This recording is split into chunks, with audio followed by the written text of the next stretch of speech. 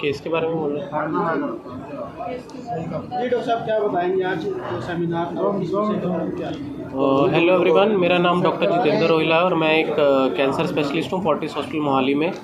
आज हम हमारे एक केस के बारे में डिस्कस करने आए हैं, जो कि हमने एक बहुत आधुनिक कैंसर सर्जरी से ट्रीट किया है। तो ये 70 साल की महिला थी।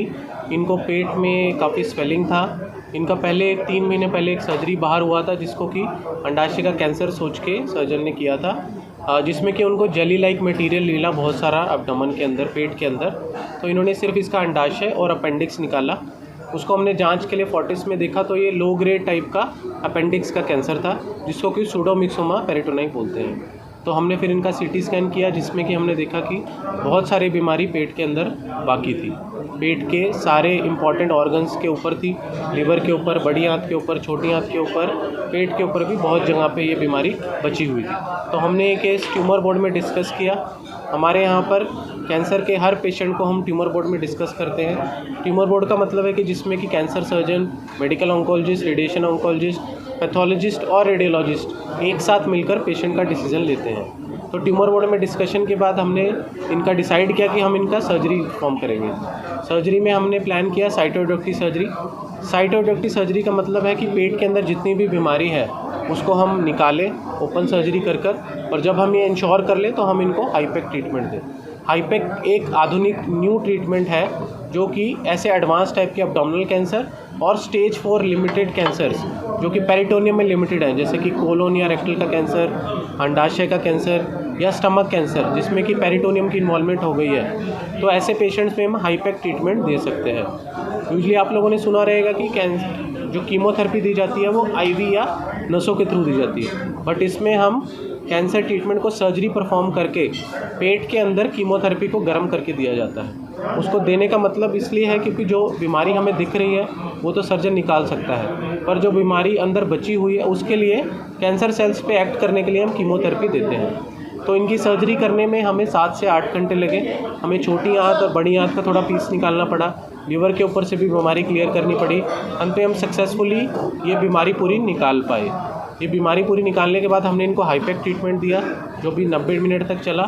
पेशेंट को बाद में हमने ऑपरेशन के बाद आईसीयू में शिफ्ट किया, 2 से 3 दिन आईसीयू में रखा। पेशेंट को फिर हमने 14 डेज़ के बाद डिस्चार्ज किया।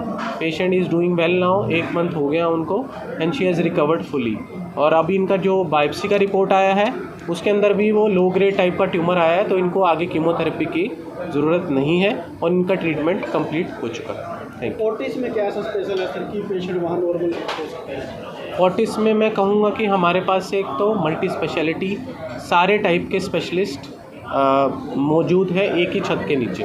क्योंकि ये जैसे हाईपेक सर्जरी है या फिर कोई भी कैंसर की सर्जरी आप लें तो वो काफ़ी एक्सटेंसिव सर्जरीज रहती हैं। इसके अंदर हमें आईसीयू का स्टे भी रहता है, पेशेंट के इंटेंसिविस्ट की ज़रूरत रहती है।